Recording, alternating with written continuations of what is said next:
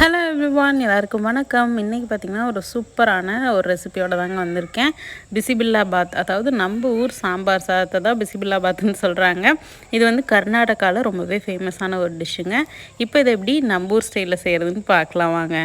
கொஞ்சமாக புளி எடுத்து ஊற வச்சுக்கலாம். ஒரு சின்ன நெல்லிக்காய் சைஸ் எடுத்துருக்கேன். ஒரு 1/4 கப்பு தண்ணி எடுத்து ஊற வச்சுருங்க.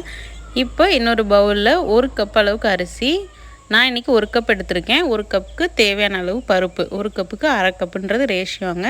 நாம் வந்து மூங் தால் அதிகமாக சேர்க்க மாட்டாங்க, பட் நான் சேர்த்துக்குவேன், நல்லாயிருக்கும் டேஸ்ட்டு. ஸோ 1 கப் அரிசி, 1/2 கப் துவரம் பருப்பு, 1 டேபிள் ஸ்பூன் அளவுக்கு பாசிப்பருப்பு சேர்த்துருக்கேன்.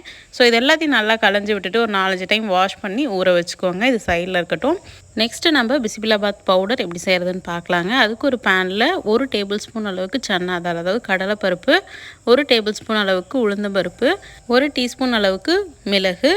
இது பார்த்திங்கன்னா காரத்துக்கு தகுந்த மாதிரி நீங்கள் மிளகு சேர்த்துக்கலாம். 1 டீஸ்பூன் போதுமாக இருக்கும்னு நான் சேர்த்துருக்கேன். 2 டேபிள் ஸ்பூன் அளவுக்கு கொரியாண்டர் சீட்ஸு, அதுக்கப்புறம் 6லேருந்து 7 வரமிளகாத்தூள், அதுக்கப்புறம் சீரகம் 1 டீஸ்பூன், அதுக்கப்புறம் பெருஞ்சீரகம் 1 டீஸ்பூன், அதுக்கப்புறம் பார்த்திங்கன்னா மேஸ், அதாவது ஜாதி பத்திரின்னு சொல்லுவாங்க இல்லையா, அது ஒரு சின்ன பீஸு, ஒரு 3 கிராம்பு சேர்த்துக்கிறேன், 1 ஏலக்காய். அதுக்கப்புறமா கொஞ்சமாக வெந்தயம் சேர்த்துக்கிறேன். வெந்தயம் நிறைய சேர்க்காதீங்க, கசக்கப்புறம். ஸோ கொஞ்சம் ஒரு 10 பீஸ் இருந்தால் போதும், அந்த மாதிரி ஒரு 1/4 டீஸ்பூனுக்கு கம்மியாக. அதுக்கப்புறம் பாப்பி சீட்ஸ், அதாவது கசகசா, ஒரு 1/4 டீஸ்பூனுக்கும் கம்மியாக சேர்த்துக்கோங்க. இப்போ இதை நல்லா ட்ரை ரோஸ்ட் பண்ணிக்கோங்க. இது நல்லா ரோஸ்ட் ஆனதுக்கப்புறமா ஒரு 1/4 கப் அளவுக்கு துருவின தேங்காய் சேர்த்துக்கோங்க. தேங்காயும் நல்லா ட்ரை ரோஸ்ட் ஆகிற அளவுக்கு ஒரு 2-3 நிமிஷம் ஆகும். அது வரைக்கும் நம்ம நல்லா ட்ரை ரோஸ்ட் பண்ணி எடுத்துக்கலாம். இப்போ வந்து செட்டிநாடு மசாலாலாம் அரைப்போம் இல்லையா, ஒரு கோர்ஸ் பவுடராக, ஃபைன் பவுடராக அரைக்காமல் அது மாதிரி ஒரு கொரகொரப்பான ஒரு பவுடராக அரைச்சி எடுத்துக்கோங்க. ரொம்ப ஃபைன் பவுடராக வேண்டாம். அதே மாதிரி தண்ணி சேர்க்காமல் அரைச்சிக்கோங்க. அப்போ தான் தேவையான அளவு நம்ம இன்றைக்கி யூஸ் பண்ணிவிட்டு மீதம் இருந்தால் கூட ஸ்டோர் பண்ணி வச்சுட்டு நம்ம ரீயூஸ் பண்ண முடியும். தண்ணி சேர்த்திங்கன்னா ரீயூஸ் பண்ண முடியாது.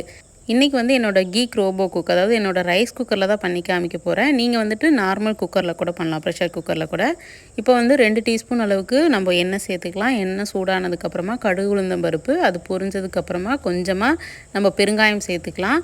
பெருங்காயம் வந்து கண்டிப்பாக சேர்த்துக்கோங்க. அதுக்கப்புறம் பார்த்திங்கன்னா பூண்டும் அதே மாதிரி தான், டைஜஷனுக்கு ரெண்டுமே ஹெல்ப் பண்ணும், பெருங்காயம் சரி பூண்டும் சரி. ஒரு 4 பல்லு பூண்டை வந்து இடித்து சேர்த்துருக்கேன். அதுக்கப்புறமா ஒரு கொத்து கருவேப்பிலை சேர்த்துருக்கேன். இப்போ இதெல்லாம் நல்லா பொரிஞ்சு வரட்டும். வெங்காயம் பார்த்திங்கன்னா நான் வந்து இன்றைக்கி சின்ன வெங்காயம் தான் சேர்க்குறேன். பிசிபிலாபாத் அப்படின்னாவே சின்ன வெங்காயம் தாங்க சேர்ப்பாங்க, பெரிய வெங்காயம் சேர்த்தா நல்லா இருக்காது. சின்ன வெங்காயத்தை கட் பண்ணாமல் அப்படியே சேர்த்துக்கலாம். ஒரு 10லேருந்து 12 சின்ன வெங்காயம் எடுத்திருக்கேன். எல்லாம் சின்னதாக தான் எடுத்திருக்கேன். ஸோ சாப்பிடும்போது நல்லாயிருக்கும். இந்த மாதிரி நல்லா பொன்னிறம் ஆகிற வரைக்கும் நல்லா நம்ம வதக்கிக்கலாம். வதக்கினதுக்கப்புறம் தேவையான காய்கறிகள், நான் வந்து இன்றைக்கி நிறைய காய்கறிகள் சேர்த்துறேன். உங்களுக்கு என்னென்ன பிடிக்குமோ நீங்கள் சேர்த்துக்கலாம். நான் வந்துட்டு கேரட், பீன்ஸ், உருளைக்கிழங்கு இது எல்லாமே ஒரு 1/4 கப்பு சேர்த்துறேங்க. 2 கத்திரிக்காய், ஒரு 4-5 பீஸ் முருங்கைக்காய், அதுக்கப்புறம் தோலை நீக்கின ரா பனானா, அதாவது வாழைக்காவோட தோலை நீக்கிட்டு நான் சேர்த்துருக்கேன். அதுக்கப்புறம் 2 தக்காளி, இதெல்லாம் நல்லா கலந்து விட்டுக்கலாம். நீங்கள் இன்னும் எனி வெஜ்ஜீஸ் உங்களுக்கு பிடிக்கும்னா, லைக் காலிஃப்ளவர் பிடிக்கும்னா காலிஃப்ளவர் ஆட் பண்ணலாம். உங்களுக்கு என்னென்ன வெஜ்ஜீஸ் பிடிக்குமோ எல்லாமே சேர்த்துக்கலாங்க. ரொம்பவே நல்லாயிருக்கும். இப்போ இதை வதக்கி விட்டுட்டு நம்ம ஊற வச்சோம் இல்லையா அந்த புளியை வந்து கரைச்சி எடுத்து இதில் சேர்த்துக்கலாம்.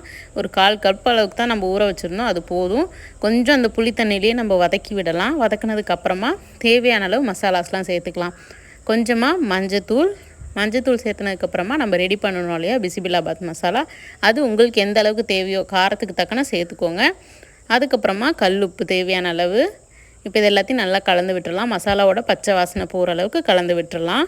இப்போ தேவையான அளவு தண்ணி சேர்த்துக்கலாம். நான் பார்த்திங்கன்னா சுடுதண்ணி தான் சேர்க்குறேன். சுடுதண்ணி சேர்க்குறனால சீக்கிரமாக ஒர்க்கும் முடியும், அதே சமயம் டேஸ்ட்டும் நல்லா இருக்குங்க. பச்சை தண்ணி நம்ம சேர்த்தணுன்னா அது நல்லா வெந்து வர்றதுக்கு, சூடாகி வர்றதுக்கு லேட் ஆகும். அதோட டேஸ்ட்டும் கொஞ்சம் டிஃபர் ஆகும். ஸோ இந்த மாதிரி ட்ரை பண்ணி பாருங்கள். நான் வந்து 1/2 கப் அளவுக்கு தான் நான் வந்து அரிசியும் பருப்பும் எடுத்திருக்கேன். அதுக்கு பார்த்திங்கன்னா எனக்கு 8 கப் அளவுக்கு தண்ணி தேவைப்படுங்க. எந்த கப்பில் நீங்கள் வந்து அரிசி அளந்தீங்களோ அதே கப்பில் தண்ணி அளந்துக்கோங்க. உங்களுக்கு வந்து நான் இன்றைக்கி கொஞ்சம் லூஸான கன்சிஸ்டன்சியில் தான் பண்ண போகிறேன். நீங்கள் திக்காக வேணும்னா ஒரு கப்பு தண்ணி குறைச்சிக்கோங்க, ஒரு 7 கப்பாக. இன்றைக்கி வந்து நான் கிச்சடி மோடில் வைக்க போகிறேன். 15 நிமிஷங்க.